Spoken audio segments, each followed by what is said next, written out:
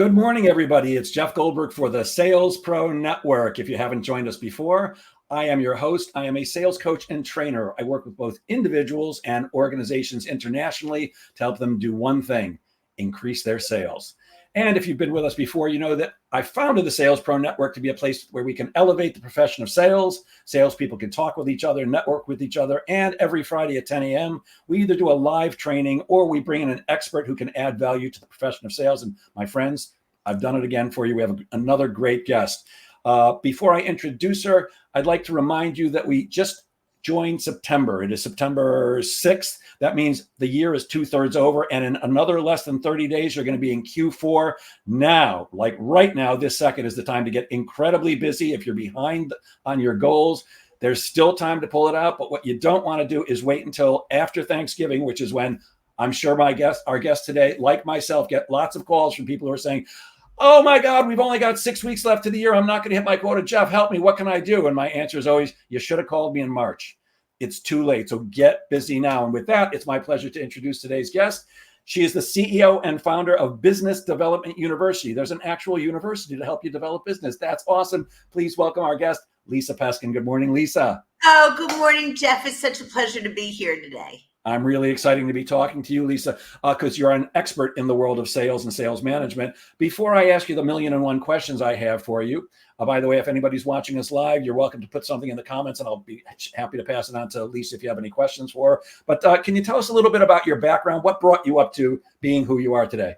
So I'm going to go back a little further than you might anticipate, but I'm going to my hero, who is my dad, who passed away 27 years ago as a double amputee. He gave me 3 pieces of advice as a little girl: follow your passion, don't count on your husband for your money, and if you can, be your own boss. I took his advice. I knew I liked helping people. I was pretty decent at math and science, and I decided to be a doctor. And I went through all the pre-med classes up at Penn State, only to realize I was squeamish and I would have made a terrible doctor. So I finished with a psychology degree, knowing that I loved helping people, but you kind of have to go on for your PhD in psych. So I went back to Temple for some business classes, got my MBA in marketing, and I said, "Ooh, let me just do sales for a little bit." But I never thought I'd be a salesperson. I had all those bad connotations: pushy, car salesman-y, obnoxious. It was the last thing I wanted to be, but I wanted to at least understand what sales was all about. And quite honestly, I wasn't always successful in sales, but finally I figured it out, and now it's my passion. That's amazing. I love the advice about don't count on your husband for money. I've got 2 daughters. One graduated from school last year, and the other one just graduated. The one who graduated last year is an aerospace engineer, so she's literally a rocket scientist doing a great job. The other one got a degree in philosophy, which she quickly is finding out isn't getting her any jobs. And I said, "What do you really want to do?" She goes, "Really? I want to meet a wealthy man who's going to be kind to me and just get married." I'm like, "Go for it. That's what I'd like to do. I'm looking for a wealthy woman with one foot in the grave. That would be great for me." But onward and upward. So what are you passionate about, and why did you start your company? Well, after 12 years at ADP, and I don't know if any of you are familiar with ADP, but we had 12 years of weekly quotas, worked my way from sales to sales management to running a 40-person sales force. And I loved what I was doing, but we had weekly quotas. I don't even know my daughter's first words or first steps. And I always had my dad's words in the back of my head saying, "And if you can, be your own boss." So 2003, I knew that my forte and my passion was helping individuals or teams that were underperforming hit their numbers. And if they were just average, could I make them good? If they're good, could I make them great? If they're great, can I turn them into superstars? And I taught my managers back in the 90s a methodology that we'll talk about later that really is all about maximizing performance and potential of either individuals, teams, or entire companies. And when I started my company in 2003, I said, let me see how I could help companies from the outside. And that's the way I started this. Wow. It's funny you mentioned ADP. One of the services I know we both offer is outsourced or fractional sales management. I'm actually managing a payroll company right now, and ADP, we're like, "No, ADP." Well, we could talk about that another time. Absolutely. Well, Yeah, let's talk about it another time. We find it fairly easy to take business from them because they're very good at getting people on board, but not always great at keeping them happy. So, at any rate, I was curious about something. One of the things I do when I'm going to interview someone like you, a professional like yourself, is I go to their website and I go to their LinkedIn feed. And what does squeezing lemons have to do with selling? Uh, well, anyone who knows me associates lemons with me. And you could see, I've got lemons all over the place. And a lot of people think it's, oh, she's great at making lemonade out of lemons, which I am. I've been called Little Miss Mary Sunshine a lot because I can find positives in just about every negative. I learned that from my dad, by the way. But squeeze the lemon is, how do I get the most juice out of my life? How do I get the most out of every day? How do I get the most out of every conversation?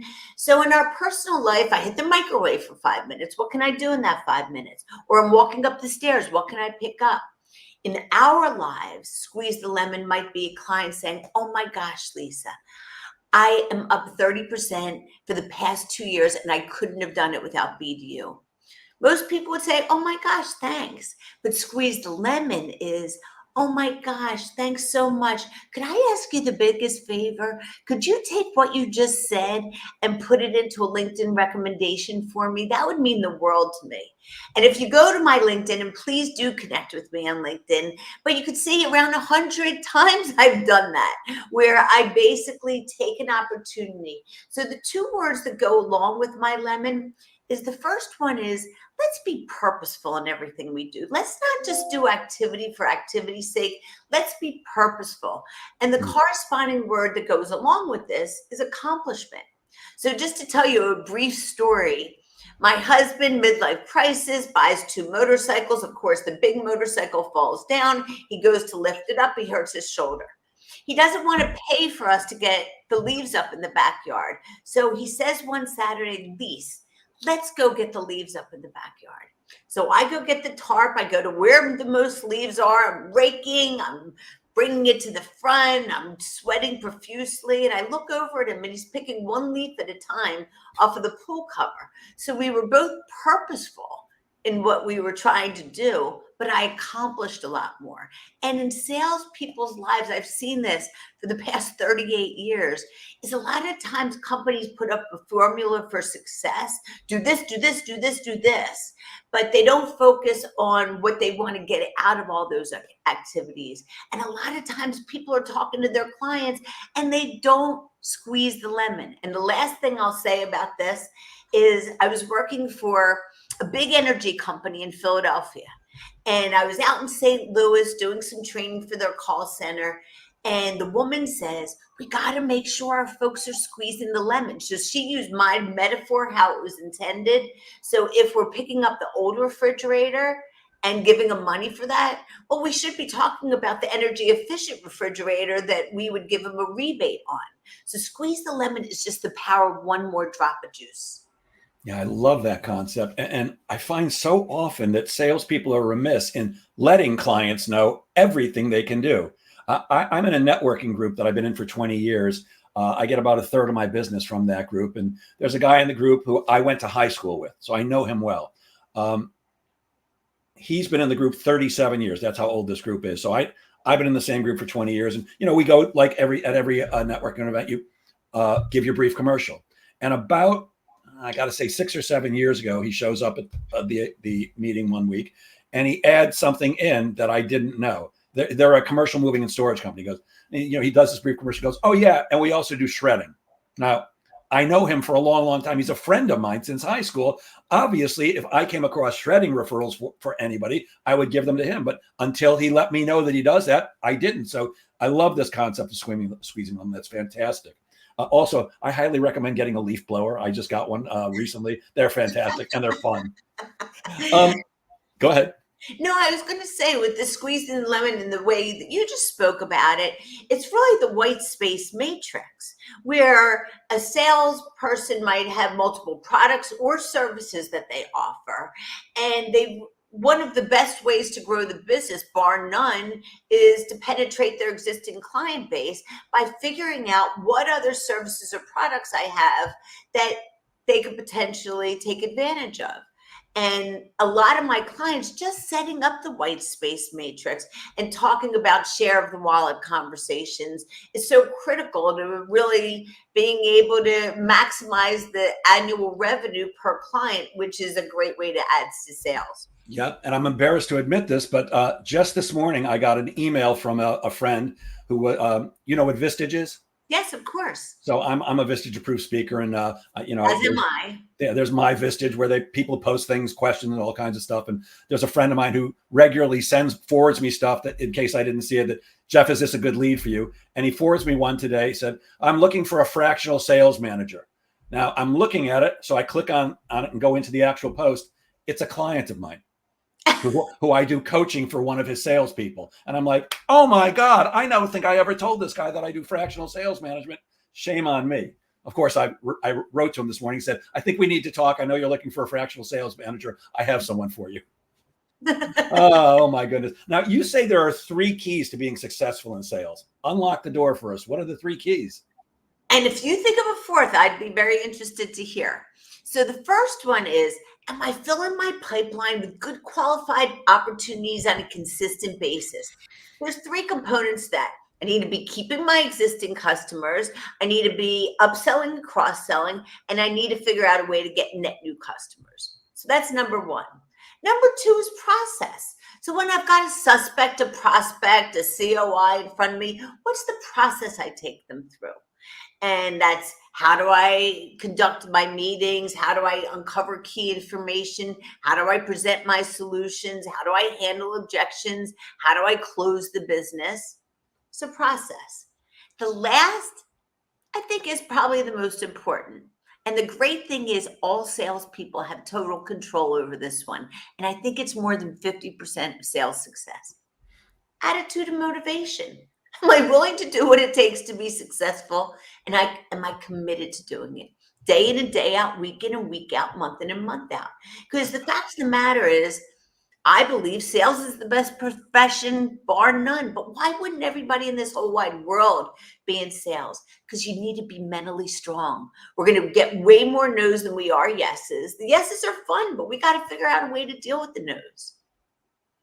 Yep. So I will add one more. I think one of the keys to sales success is something I call Be Nasty, BNASTY. And that stands for the best next action step towards yes. And it simply means always move the sale forward. People get ghosted. And I actually had this as a question for you later, because I'd love to hear your take on it. But one of the things that my clients are constantly complaining about to me, I'm getting ghosted. I'm like, great. How did you end your meeting? Well, I'm going to send you a proposal, then I'll give you a call, or whatever they say. They're not setting a definite next action step to make things move forward. If you want to shorten your sales cycle and make sure you're working with interested prospects, ask for a next meeting every time. My rule is this, Lisa: never leave a meeting or a phone call without setting up the next meeting or phone call right then and there. So I'd add that in as a 4th. So I have another way to say that. I say, always do the next step, the current step, because it saves yourself a step. Always do the next step at the current step, because it saves yourself a step. And then another way I put it that's really easy to remember is no loosey-goosey next steps. And I remember that back in 2015, I had this manager call me about this woman that they bought another company. She was there 9 years. He goes, she can't close business. I wanted to send her to Philadelphia for your 2-day sales training.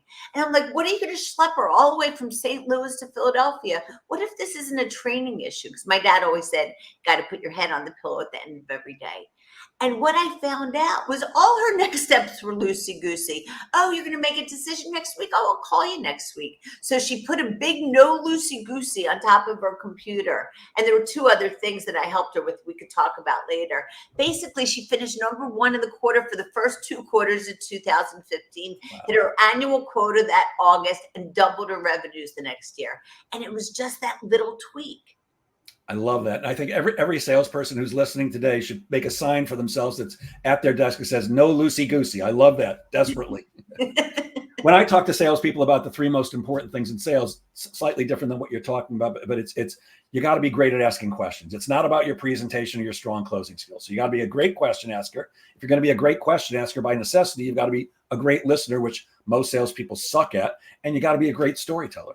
those three things, you don't need to be a strong closer. You don't need to be a great presenter. Those are lovely to have, but really it's sales. To me, it's very basic. Make friends, ask great questions, listen to the answers, show them how you will help them solve whatever their issue is or take them to wherever they want to go, and ask for their business. It's not rocket science. My older daughter is literally a rocket scientist. You don't have to be Avery to be great in sales. And for those of you who are listening week after week, I know I mention her all the time. I'm very proud of my daughter. Well, you should be. You absolutely should be. And questioning, when I think about sales, I think about stop trying to sell somebody your product or service. Figure out a way you could help them with your product or service. And if you can figure out a way to help them, you'll make the sale. But there is certain ways that you got to get at what's important to them. And so I think questioning is really important. And then the other thing that I think is probably the most critical, and it's page 95 of my book, is asking questions about our needs. Who other than yourself is going to be involved in this? Just out of curiosity, you're looking at any other alternatives? I know this is a pretty important decision. What's going to go into your decision? And if you don't mind me asking, and you see I'm adding prefacing phrases to all this, but we need to know all that information to really be able to guide us as far as how we're going to handle the process. Yes, I call those softeners, a word or a phrase that you put before a question, which makes it more conversational, but we're on the same page. Now, I know that you not only work with salespeople, but you also work with sales managers. What are some of the things that every sales manager needs to do properly to develop their salespeople and maximize their potential? So when I do work with sales leaders, I say you've got a one-line job description. All you need to do is maximize the performance and the potential of all of your direct reports. Easier said than done. So if they're underperforming, how do I get them to hit their numbers? If they're average, can I make them good? Good. Can I make them great? Great. Can I turn them into a superstar? And we'll talk about this later, but there's not a big difference between all of those. But I think of the 5 rights with sales managers. Do you have the right number of the right people doing the right number of the right things right? So you might not have enough people. You might have the wrong people. They might not be doing enough activities. They might be doing the wrong activities, or they might be doing the right activities wrong. So we've got to go like this as sales leaders and try to figure it out. And I came up with a concept back in the 90s called triage. If we could figure out for each individual what 3 areas that, if improved upon, will have the biggest impact on performance, now we could drive the number. So being able to triage, whether it be an individual or a team, is so critical. And the last thing I'll say here is there's only 5 times or 5 opportunities for a sales leader to impact their direct report. One-on-one meetings, going out in the field with them, the ad hoc interactions, the team meetings, and training. And so a lot of sales leaders aren't having one-on-one meetings, or they're just pipeline reviews, not developmental sessions.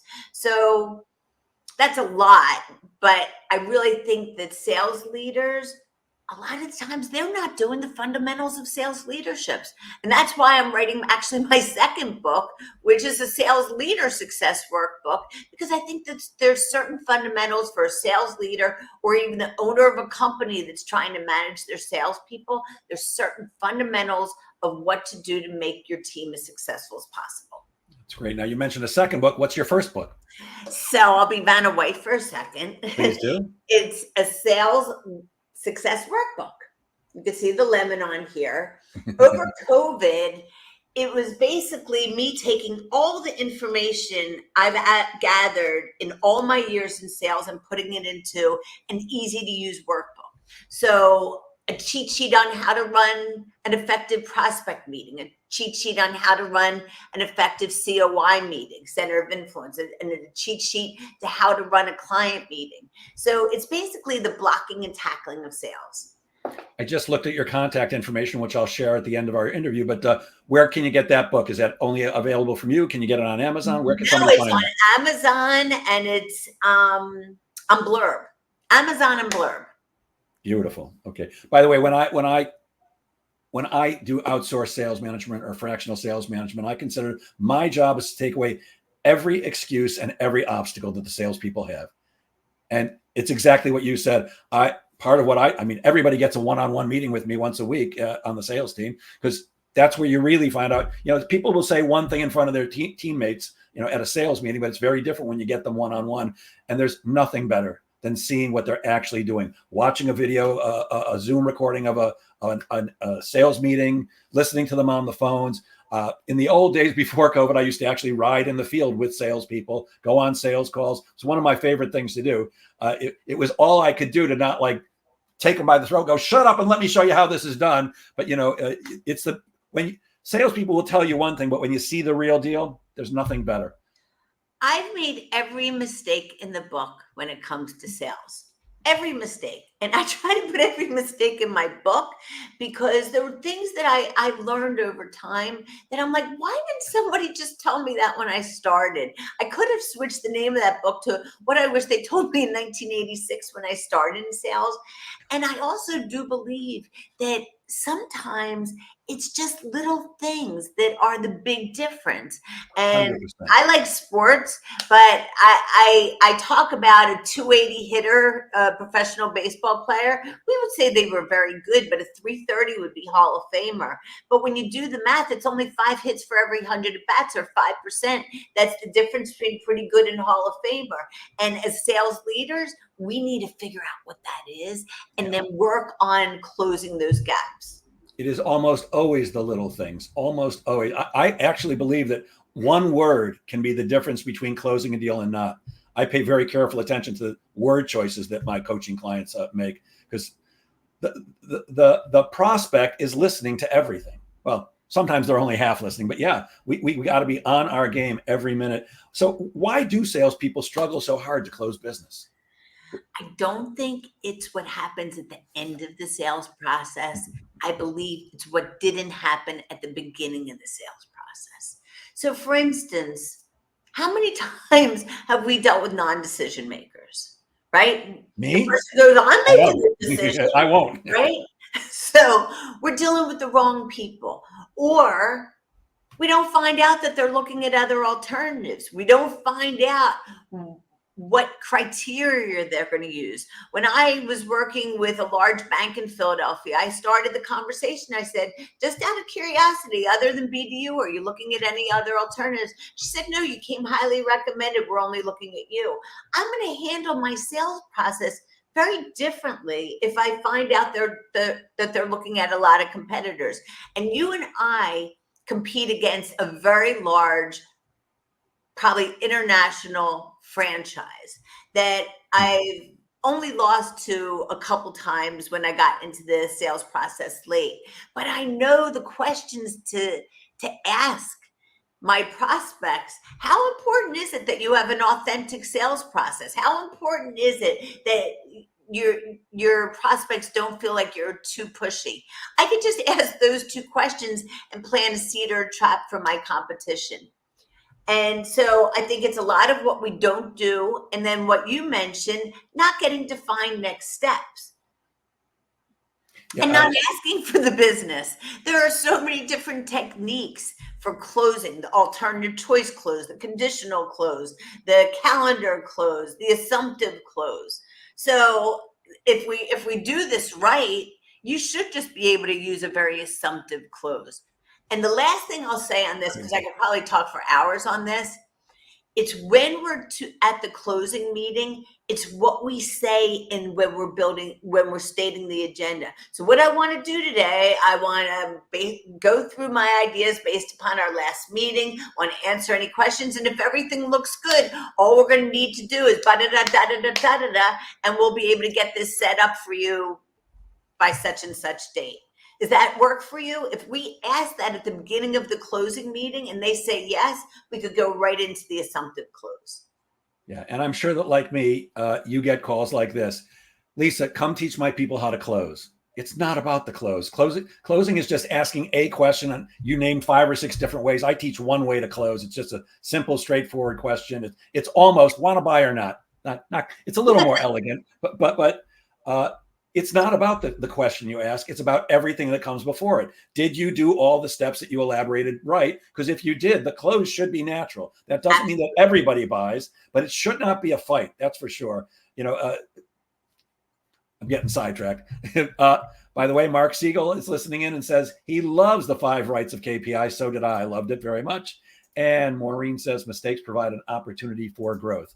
Mark also said our daughters add to our purpose in life. Absolutely right. As does my son, Mark. I love all 3 of my kids.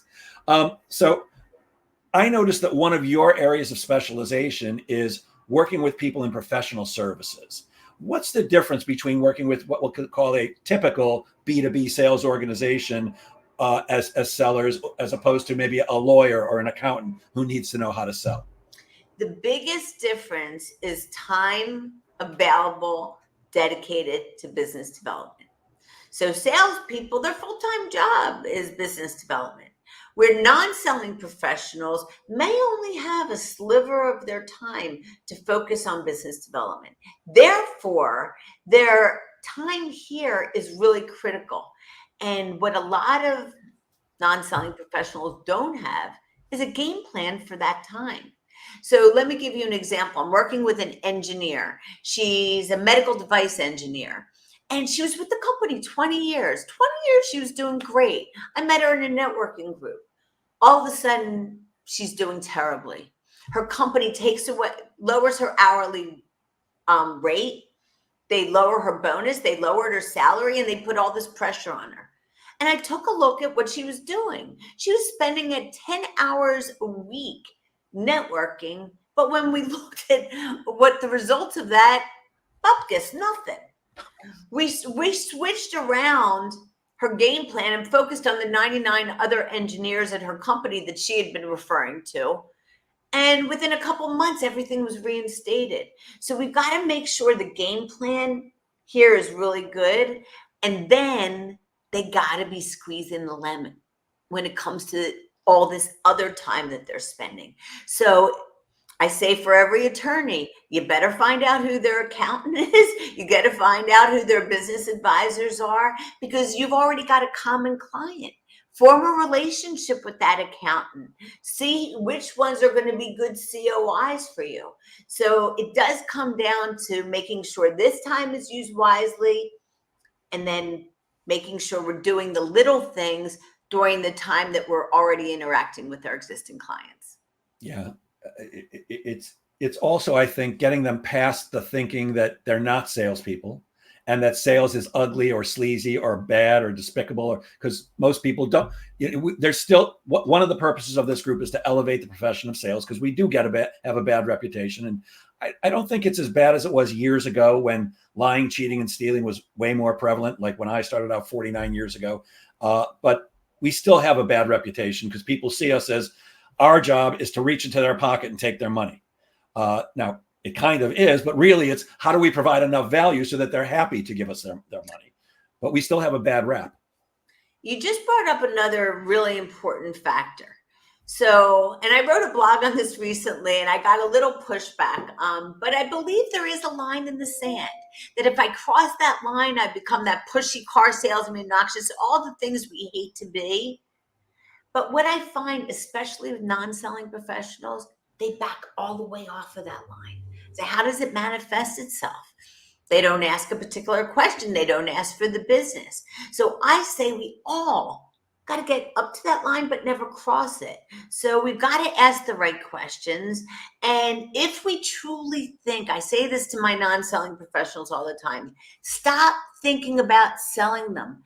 Just find ways to help them out. If we can figure out ways to help them out, we'll make the sale. Yeah. Zig Ziglar said that sales is about service. And that's what I believe. Helping, serving, that's what it's all about.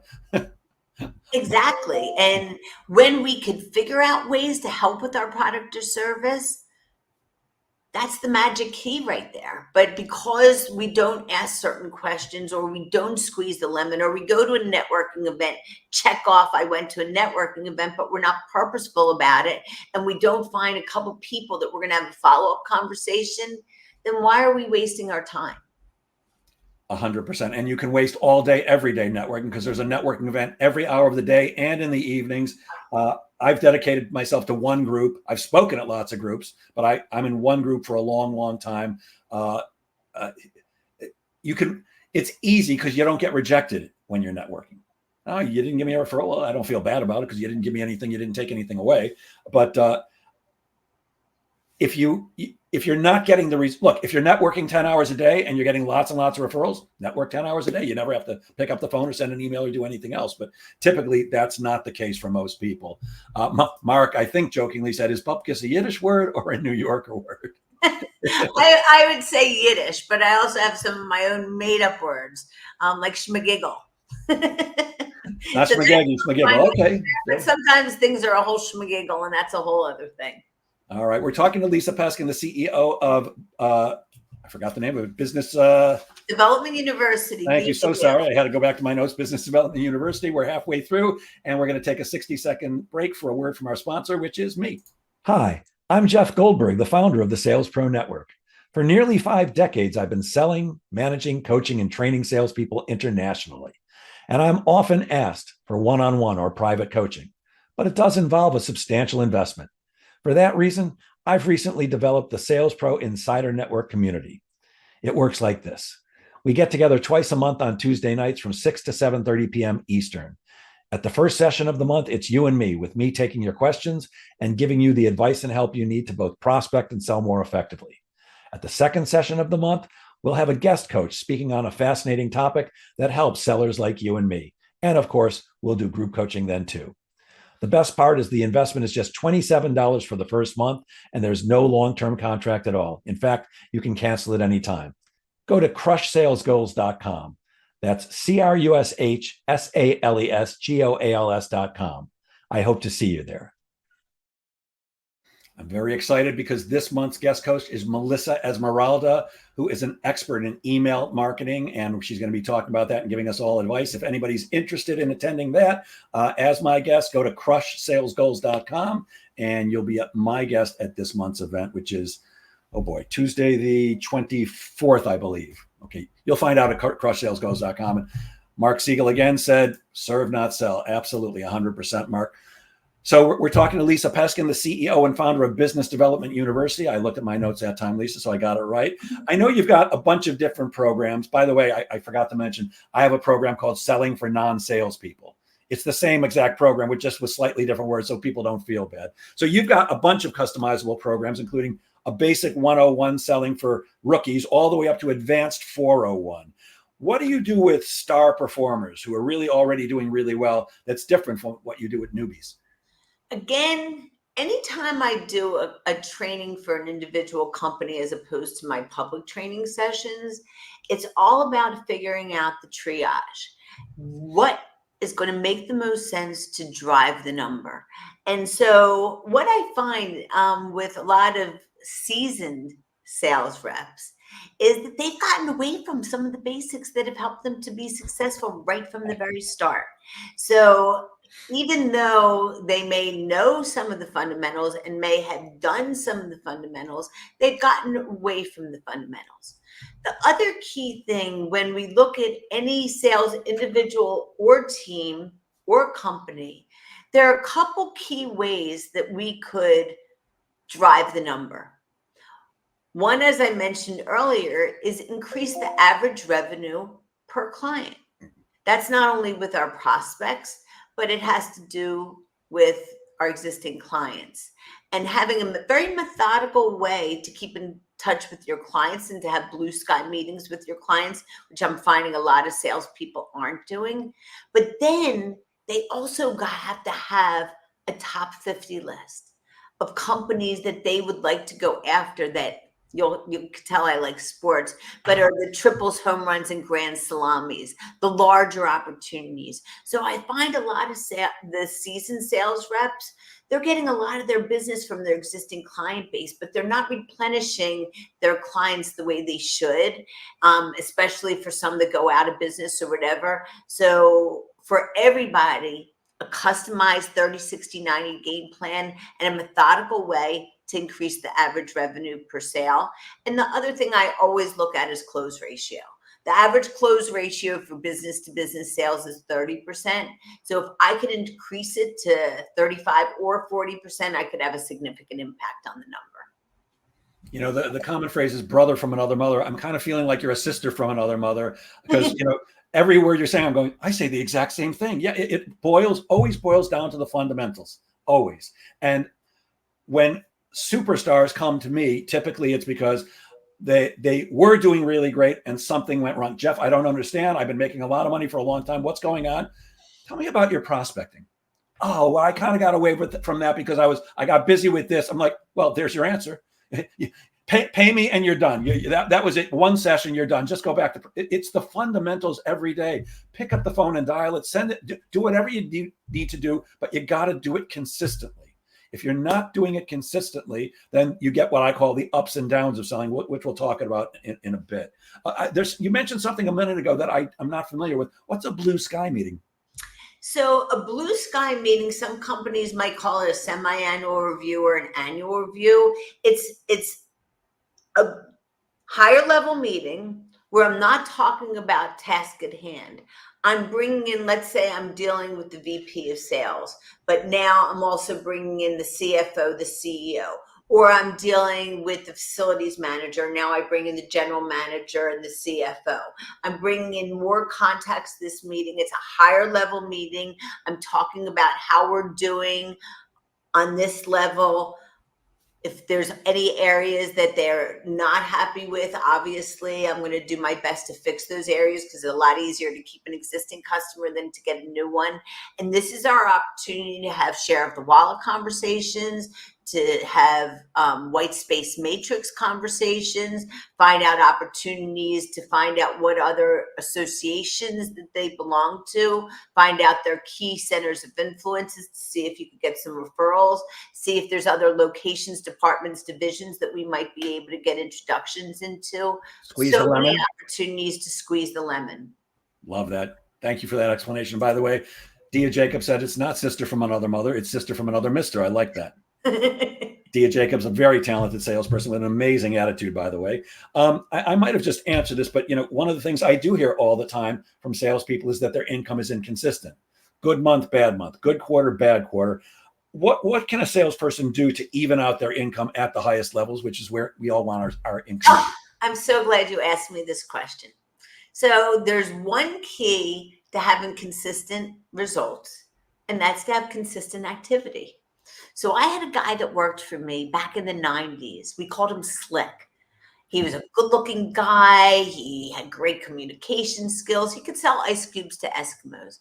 But 3 years in a row, Slick was 100% of quota. And you'd say, at least, what's the matter with 100% of quota? But his name was Slick. There's no way Slick should be 100% of quota. But this is what he did. He's 92% of quota. In my planning sessions, I'm all over his case. He puts here, pedal to the metal, goes really high levels. All of a sudden, his pipeline starts increasing, his sales start increasing. Now he's 107% of quota. And then what does he do? He takes the pedal off the metal. And all of a sudden, pipeline goes down, sales go down. Now he's 92% of quota. 3 years in a row, Slick went like this. And finally, I'm at a wedding with him in 1997. He goes, Peskin, I finally understand what you were trying to tell me. If he just kept the pedal consistent, that's all we need to do. There's a direct correlation between activities and results.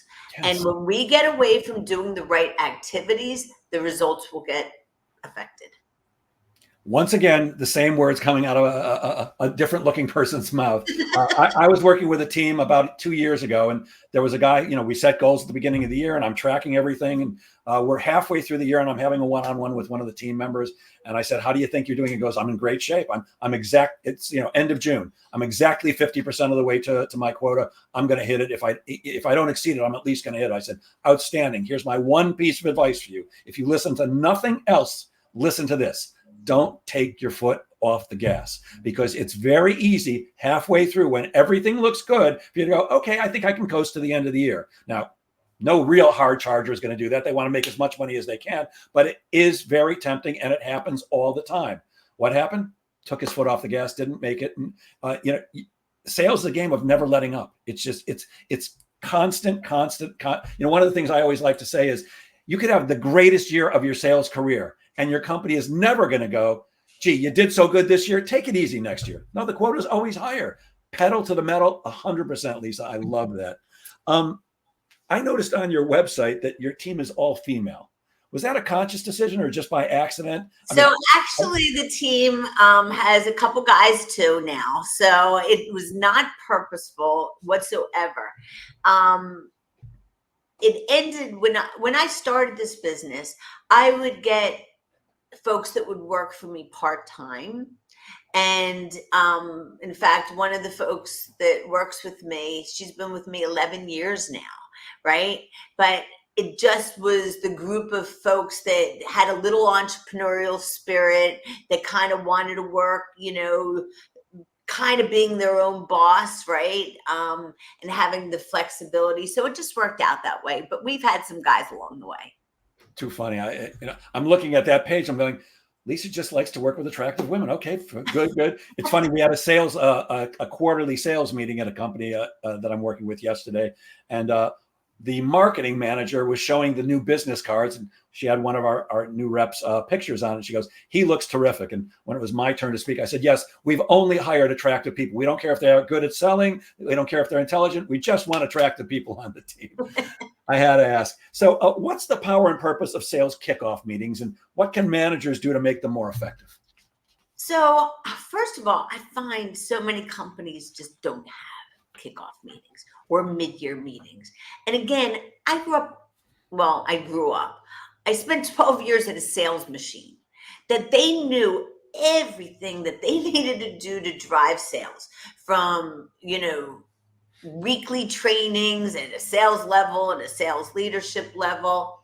So it's really the sales kickoff, great time to recognize people. Salespeople like to be recognized. They like the attaboys. I got to tell you, at ADP, we had President's Club. I made 9 out of the 11. But I got to tell you, I was going after that President's Club like nobody's business. So recognition, half a year in review, kick off new initiatives, get people more excited, maybe talk about some contests that you might have, maybe someone shares stories of why they were successful, so best practices. There's so much we could do. I recently did one for a company down in Philadelphia. I had lemons all over the place and yellow balloons, and we rolled out the new playbook that we put together, and we talked about the contest, and everybody walked out of there excited. Sometimes as leaders, we got to get their attitude and motivation revamped and get them excited. And you talked at the beginning of today about now September, we only have 4 months to achieve our goal. But now September, only 4 months to achieve our goal, but get ourselves set up for a great start to next year. Because psychologically, if I could get off to a great start in the beginning of the year, my percentage of quota is really high. Now I could just ride the wave by keeping my activity levels. But when we're starting out in a deficit, then we start pushing more than we want to, and we start trying to fit square pegs in round holes, and it comes across. Yeah, I'm so glad you mentioned the importance of recognizing salespeople. Most salespeople are money motivated first and recognition second. But it's a very close second. And some people I've actually found are more recognition motivated than money motivated. I can tell you, I remember I worked for Encyclopedia Britannica for 8 years. I remember one time when we were at a meeting with lots and lots of people, and the CEO of the company mentioned my name. It was my heart just was full, and I lost it in a move. But I wrote to her. I don't want to waste everybody's time with this a long story about this, but I actually met her at a meeting, didn't know who she was, introduced myself. I said, what do you do for the company? She goes, I'm the CEO of the company, Jeff. I'm like, oh, I should know that. She goes, it doesn't matter if you know my name. I know yours, young man. This was right at the beginning of my career. I was like stunned. And I wrote to her after that. I said, would you possibly be my mentor? I know it was a big ask, but I said, what do I have to lose? And she wrote back, I would love to. I don't have the time to that, but I'm watching everything you do and you're going places. It was in a letter. I framed it. Every time I moved, it was hanging in my office. I've lost it. But that recognition is so important because, look, let's face it, we typically have big egos in sales because of what you said. We hear no more often than we hear yes. And if we didn't have a strong ego, we wouldn't be able to deal with it. We need to feed that ego every now and then. We need to remember it's time to give a little applause. John Hill says, I could listen to Lisa all day. She's so enthusiastic. Agreed, John. Mark wants to know, what's the reasoning on a mindset level? Why do people take their foot off the gas pedal? Why do they do it? Well, because they want to. I say all the time, one thing we don't get to do in sales is go like this. Right? We never get to take a breather. But I do that, by the way, about 8 or 9 o'clock every night. And then I got to wake up at 4 o'clock in the morning and get going again. So I think that people feel that they don't need to replenish. They don't necessarily want to do some of these activities to keep their pipeline filled on a consistent basis. So they shy away from the activities that aren't as comfortable and will spend a lot of time doing the other things. But we all know, as I said in the beginning, one of the key components, I got to keep my existing customers. I got to penetrate them, but I always got to get net news. And I'm dealing with a company right now that sells a manufacturing part, and they can't even get to all their existing clients, and they're not spending any time trying to replenish, and it's hurting them significantly. Yeah, and it's possible that Mark, who is a personal mind trainer, might be a better person than you and me to speak about this, but in sales, you've got to be mentally strong. There is no time to relax. When you're done for the day, relax. On the weekend, relax if you're not working on the weekend. But it's constant. I always say that sales is not an easy job. It beats digging ditches in the hot sun, which I wouldn't know because I've never dug ditches in the hot sun, but it's mentally exhausting. And if you're not mentally strong, I think that's why you take your foot off the gas. Or we feel we've already made it, we can just coast. I'm not interested in coasting. I'm interested in optimizing every opportunity, serving as many people I can so I can take care of myself and my family. This is a numbers game. It's a mathematical problem. So we start with what we want to make, then we know how much we got to sell, then we subtract our repeat business, we subtract out what we could upsell and cross-sell, and leaves us with how much we need as far as net new business. Then we figure out how many singles, doubles, triples, home runs, and grand salamis we're going to get. Now we figure out the number of new sales. We apply our close ratio. It's 30%. We multiply it by 3. That tells us how many proposals. Then it tells us how many appointments to get that many proposals or quotes. And then what are the activities to get that many net new appointments? And by the way, when I say net new appointments, that one thing is the most critical factor or number or metric that people in sales need to measure themselves by. I know I need 2 net new appointments every single week to make my number. It's just an equation. So once we figure out that equation and you know how many net new, now you know what you need to do to get that many net new. And we got to measure it. So many salespeople, they don't have a game plan. They have no way of measuring their progress. It amazes me. I mean, I'm from Philadelphia, so I don't know if you know this reference, but how many coaches, professional football coaches, other than Rich Kotite, come into a game without a game plan? Back in my day, Andy Reid is color-coded, right? We all have to have a little game plan, and we got to hold ourselves accountable to those goals. 100%. I could just, I might just say, look, you're going to hire me. I'm just going to send in this nice looking blonde lady. She's going to say the same things I will. It's brilliant. Jeff. A while back, I saw on a post of yours that you were listening to a morning radio program and they were discussing horoscopes.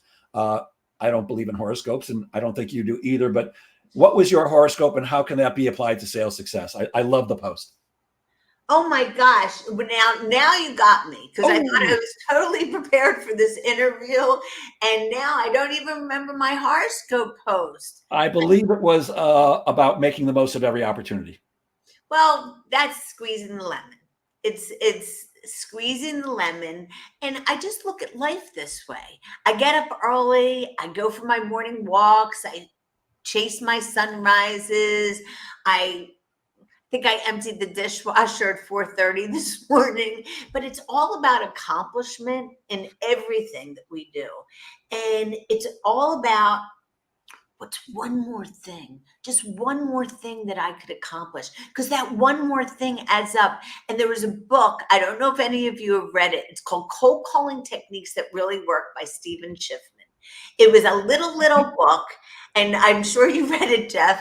But I worked for Stephen Schiffman. oh, well, there you go.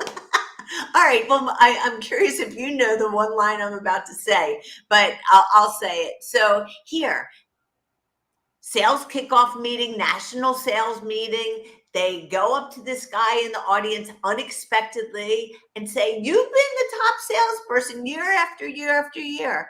What do you attribute to your success?" And he says, "You know what I do every day? After I put on my coat, I do one more thing, one more call.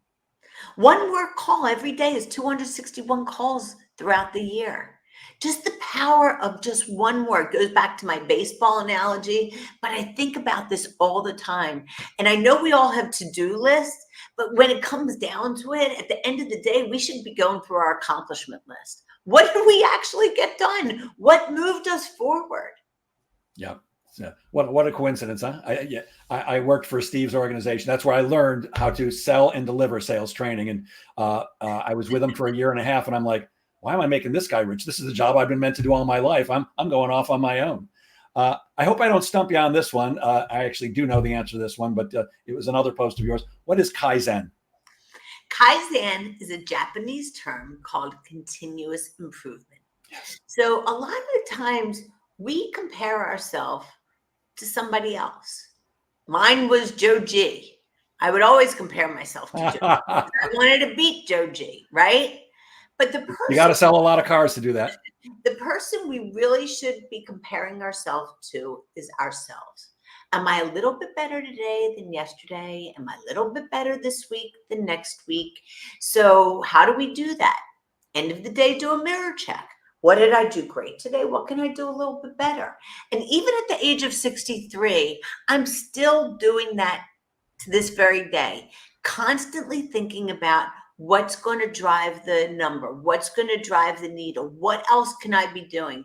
And I used to have plaques made up at ADP with Kaizen on it, because when we think about that concept, no matter where we are in life, constantly improving and constantly learning. And I'm hoping, I have a lump of clay theory that everybody starts off life as a lump of clay. Every person you meet, every experience you have shapes you into who you are. Meeting you, Jeff, made a positive indentation on my lump of clay. And my goal today was just to give some thoughts that might be positive for other people. And just, you take that idea and it creates an aha moment, and then we act on that aha moment.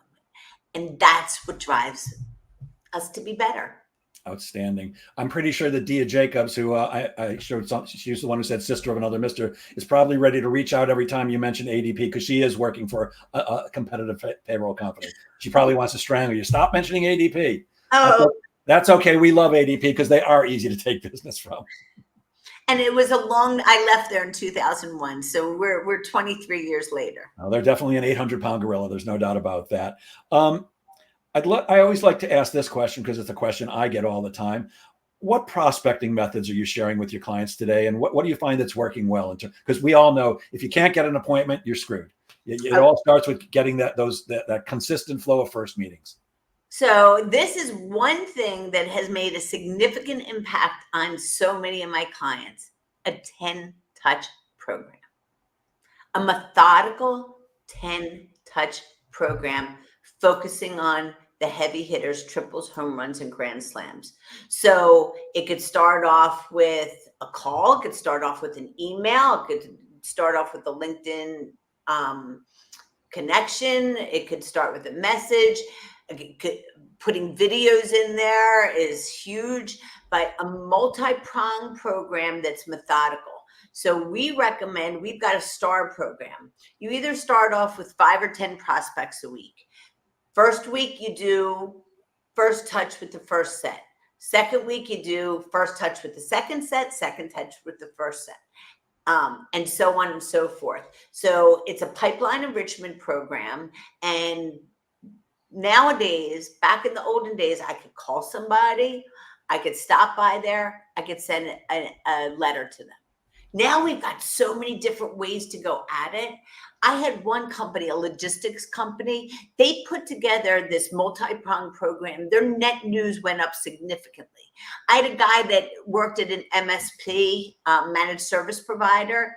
We did a blitz with them where everybody's on the call together. He got 3 appointments in an hour. We said, how did you do this? He goes, I sent them all videos last week. So a multi-touch, methodical program. And the other thing is good messaging. Not what you sell, it's how you could help out. And if you could use examples of other clients in their industry, even better.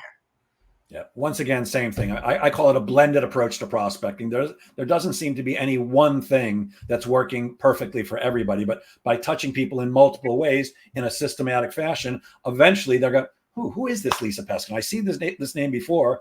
By the way, I'm recommending a lot these days direct mail, because I don't know about you. I used to get 10, 15 pieces of direct mail every day. If I get one a day, that's a lot today. And I will not open every email. I just don't have the time. I'm sure like you, I get 200 to 400 emails every single day. Can't possibly read them all, but I open every piece of mail that comes to my office or my home, every single one. So I think that should be part of it, especially if you take the time to handwrite the envelope and handwrite the message. It makes a difference. Let's see. Mark has a question. Do you use or recommend CRMs for managing the 10 touch? Yes, Mark. Companies need CRMs, and a lot of the CRMs can help you in that process and do a lot of those touches. So that would be a yes with a lot of exclamation points. Yep, me too. Is there any one in particular that you like? Well, I like HubSpot, to be honest with you, for smaller companies. It has a lot of power. I think Salesforce is overkill for a lot of 100%. them, right? So quite honestly, a lot of my companies use HubSpot. Yeah, HubSpot's great for marketing. I typically recommend Pipedrive, but they're similar. And I could not agree more. Yeah. Unless you've got thousands of salespeople, Salesforce is overkill. It's a Lamborghini, and most people are perfect with a Chevy. You just don't need it.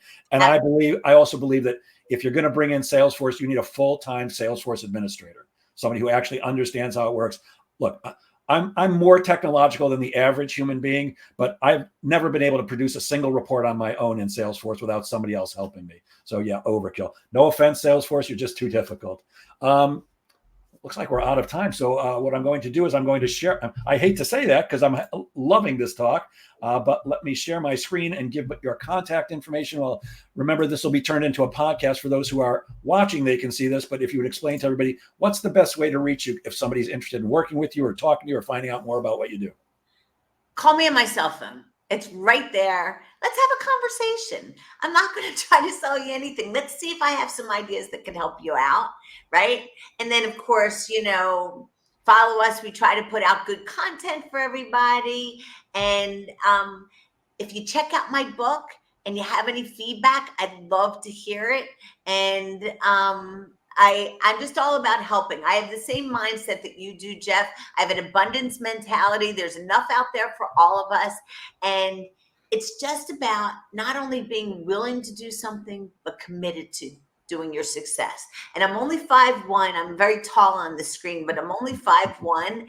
And so I'm a little short for my height.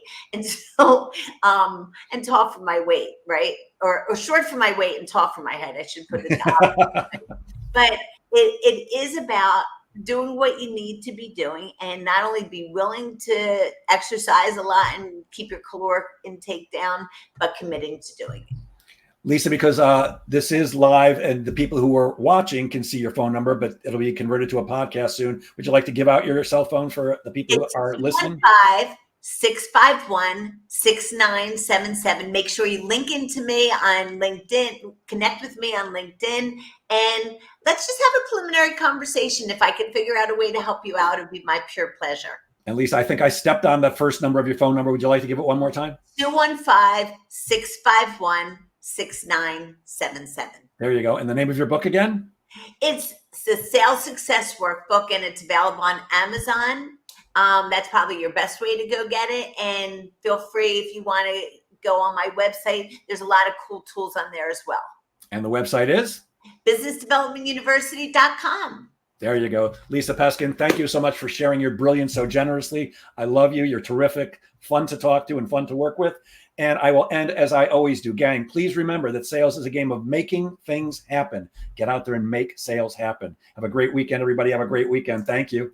Bye-bye, everybody.